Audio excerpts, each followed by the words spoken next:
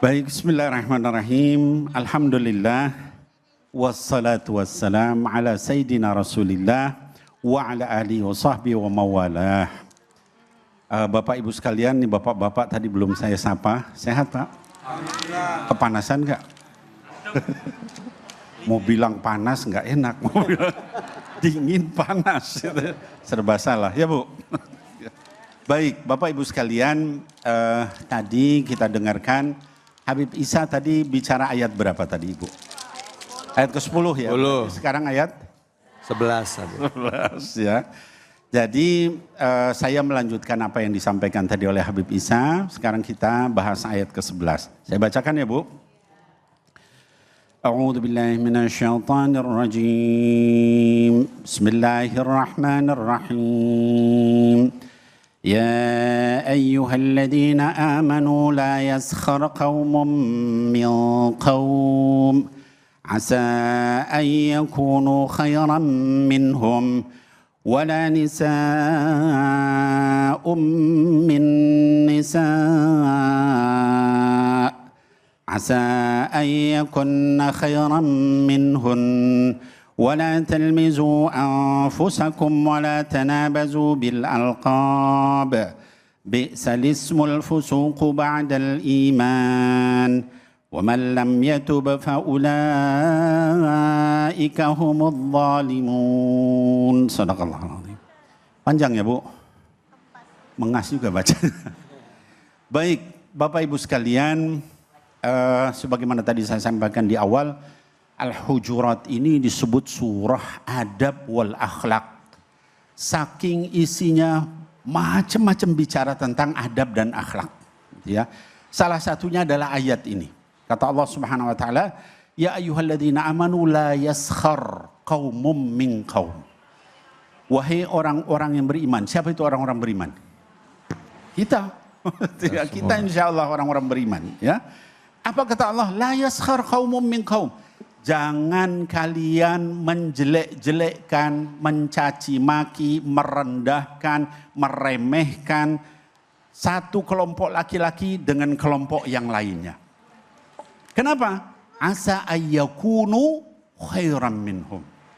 Karena kita nggak tahu bahwa di mata Allah bisa jadi yang dijelekkan jauh lebih mulia daripada yang menjelekkan. Hati-hati ya. Kita hanya melihat dohir badan, penampilan, penyampaian. Tapi hati yang bisa melihat siapa? Allah Subhanahu wa ta'ala. Hati-hati ya. Lalu kata Allah, wala nisa'um min nisa'. Juga kaum perempuan gak boleh saling menjelekkan dengan kaum perempuan yang lain.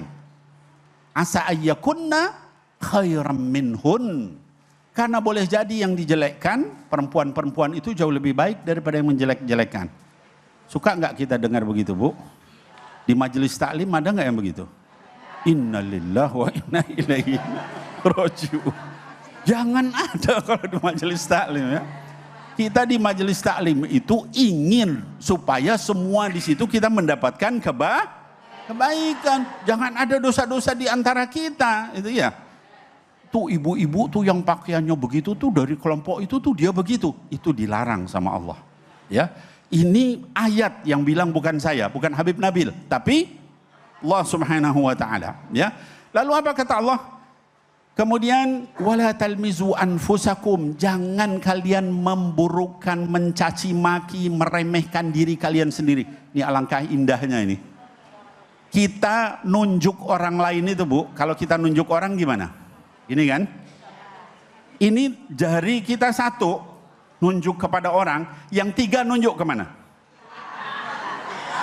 Ya kan? Sadar nggak itu? Ya? Jadi maha benar Allah yang menyebutkan begitu. Wala talmizu anfusakum. Kamu nunjuk orang itu tiga jari nunjuk kepada dirimu. Lalu satu jari sisanya apa? Memperkuat yang tiga. Ada satu jarinya begini, nembak namanya. Kalau begini nembak. Tapi pasti begini, artinya apa? Menguatkan yang tiga ini. Ya, diri kita itu 3 kali lipat daripada orang kalau kita mau evaluasi, gitu tujuannya. Ya, maka kata Allah wala talmizu anfusakum. Ya, Kemudian wala tanabazu bil alqab, jangan kalian saling panggil memanggil dengan gelar yang jelek. Apa tuh misalnya? Ya, karena dia jalannya begini. Hepincang, pengkor, ya, dan seterusnya. Itu saring panggil memanggil dengan gelar yang buruk, gak boleh sama Allah Subhanahu wa taala. Lalu kemudian bi'sal ismul fusuq ba'dal iman. Seburuk-buruk panggilan itu adalah panggilan dengan panggilan jelek setelah kalian beriman. Jadi ini mengakibatkan kefasikan kata Allah Subhanahu wa taala, ya.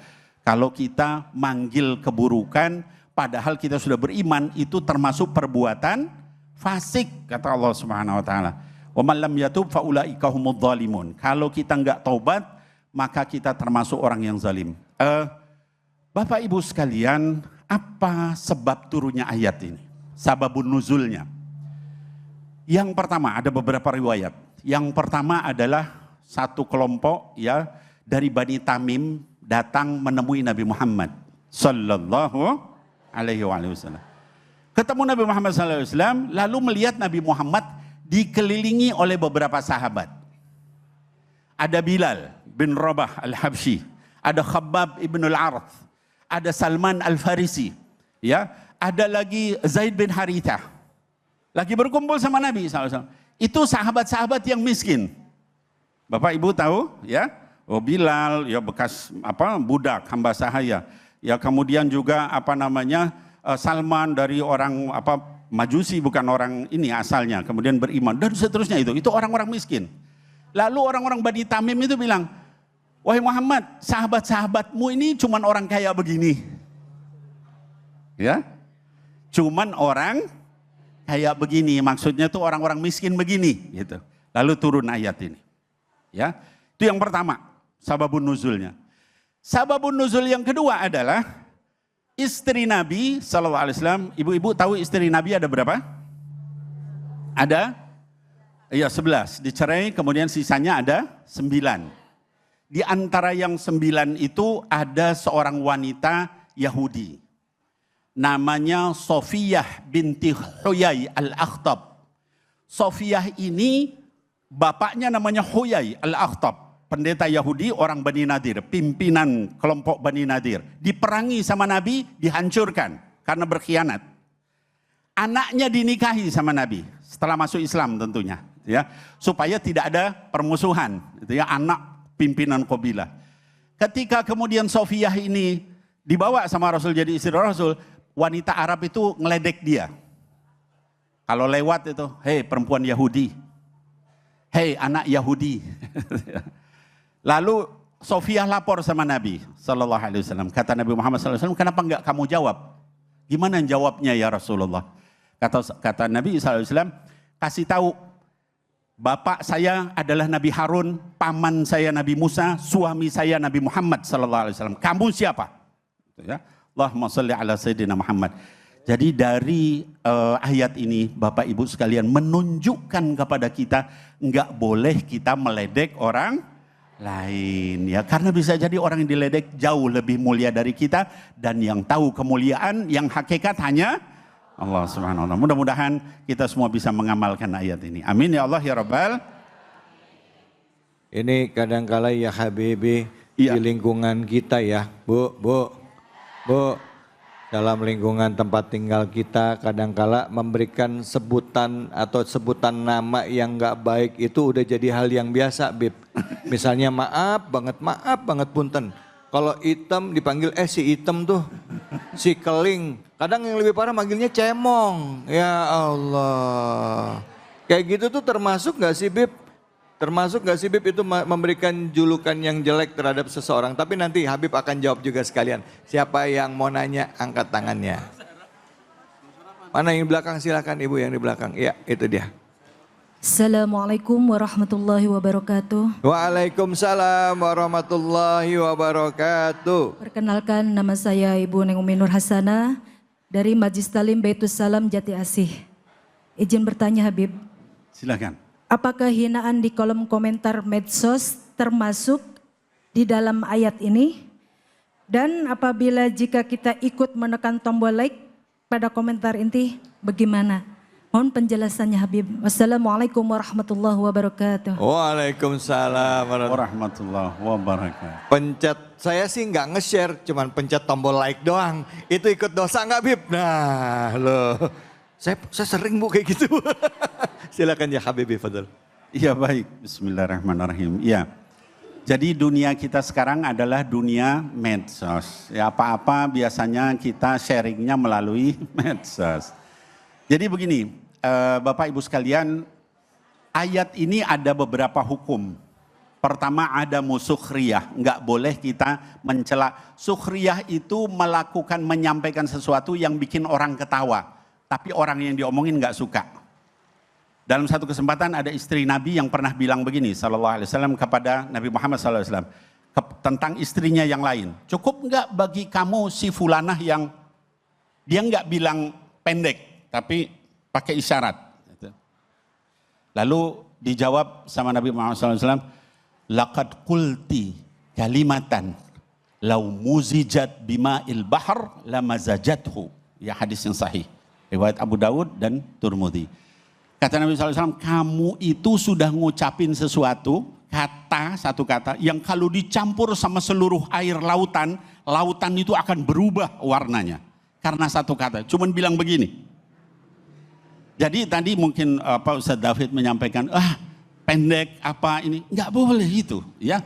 Jangankan ngomong begitu, kita cuman pakai isyarat gitu aja udah nggak boleh. Tadi isyarat orang pincang begitu, ya, hidungnya pesek terus kita jalan begini-begini, ya, hidungnya mancung diginiin misalnya. Atau jadi, maaf Habib, kadang-kadang jadi dia lebih dikenal dengan julukan itu ketimbang nama aslinya Bib. Gitu. Ya, kadang-kadang, maaf ya, ini introspeksi diri aja, atau mungkin bahan muhasabah aja di dalam lingkungan. Lebih dikenal namanya misalnya, maaf banget punten, misalnya si Item, atau misalnya si Cemong, nama aslinya orang nggak ada yang tahu gitu malah.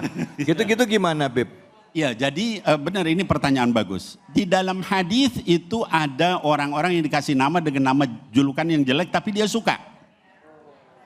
Ada misalnya al-a'ma, si buta, tapi dia bangga dengan itu. Allah kasih dia pujian sampai dia buta, dia ahli hadis, gitu ya. Ada lagi misalnya al-asam, tuli, gitu ya, tapi dia ahli hadis.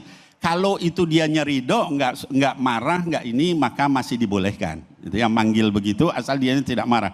Tapi kalau dia marah, makanya ayatnya wala tanabazu.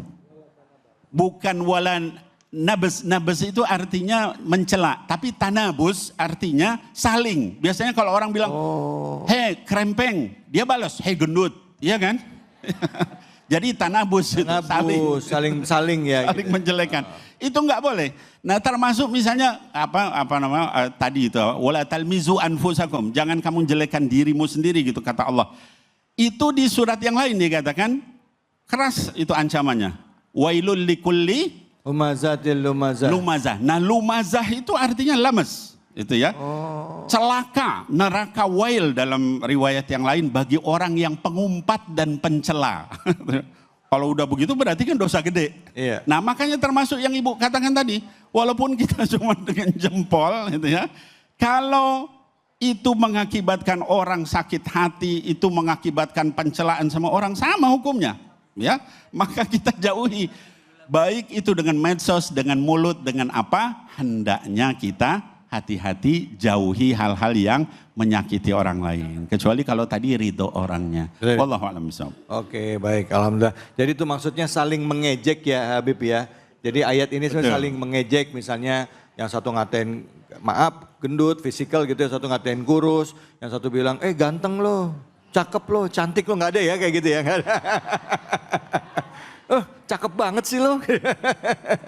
Baik, alhamdulillah hari ini kita mendapatkan banyak ilmu yang luar biasa bahwa di surah Al-Hujurat tadi yang disampaikan Habib ayat 11 ya, itu diingatkan untuk tidak mengejek satu kaum, satu laki-laki dengan laki-laki yang lainnya juga, begitu juga dengan perempuan saling memburukan satu dan yang lainnya, jangan memberikan julukan jelek terhadap diri sendiri dan juga jangan saling mengejek ya dengan memberikan istilah jelek terhadap satu dengan yang lainnya. Betul. Baik, kita akan lanjut lagi masih surah Al-Hujurat tapi saya akan mengajak semuanya yang hadir, ibu-ibu, bapak-bapak dan juga pemirsa Ainus yang ada di rumah untuk menyimak informasi bermanfaat dari Habib Isa Al-Kaf. Silakan Habib Fadol.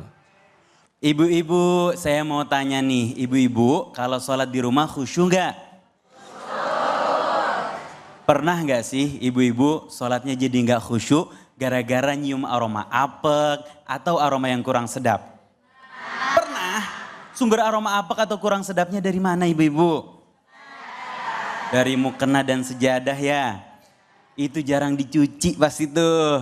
Jangan gitu ya ibu-ibu. Mulai sekarang mukenanya harus wangi agar ibadahnya khusyuk. Nih saya saranin ibu-ibu untuk pakai spray kasturi suci.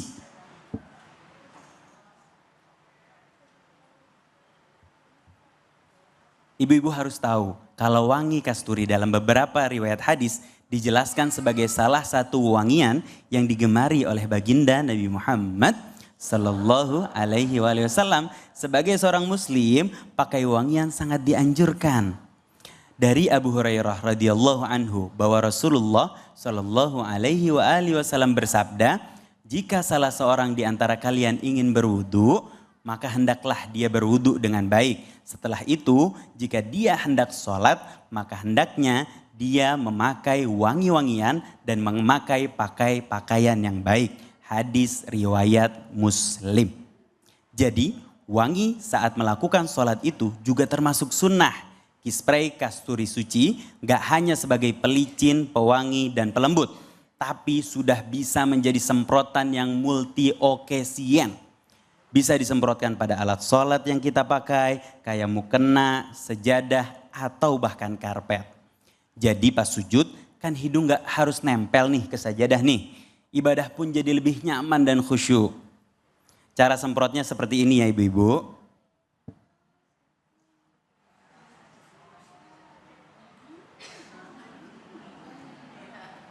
Wangi dan lembut sekali. Ibadahnya pasti lebih khusyuk. Aroma keharuman spray kasturi seperti kita sedang beribadah di tanah suci. Wanginya lembut dan ibadah pasti menjadi lebih khusyuk. Spray sudah bersertifikat halal, wewangiannya dari essential oil jadi aman dan tahan lama dan punya anti kuman juga. Kita harus menjaga kebersihan dan memakai wewangian asal tidak berlebihan. Bagi yang rindu keharuman tanah suci dan raudhah bisa pakai spray kasturi suci ya ibu-ibu. Untuk sholat jadi nyaman dan khusyuk. Spray kasturi sekarang sudah tersedia di supermarket dan minimarket terdekat. Jadi memudahkan kita untuk stok spray di rumah. Dan ibu-ibu juga bisa beli di sini dan kunjungi booth spray yang ada di depan ya. Insya Allah. Mulai sekarang selalu jaga kebersihan dan kewangian alat sholat ya ibu-ibu. Dengan spray kasturi suci, wangi, mewah, penuh berkah. Spray kasturi suci, wangi, mewah, penuh berkah.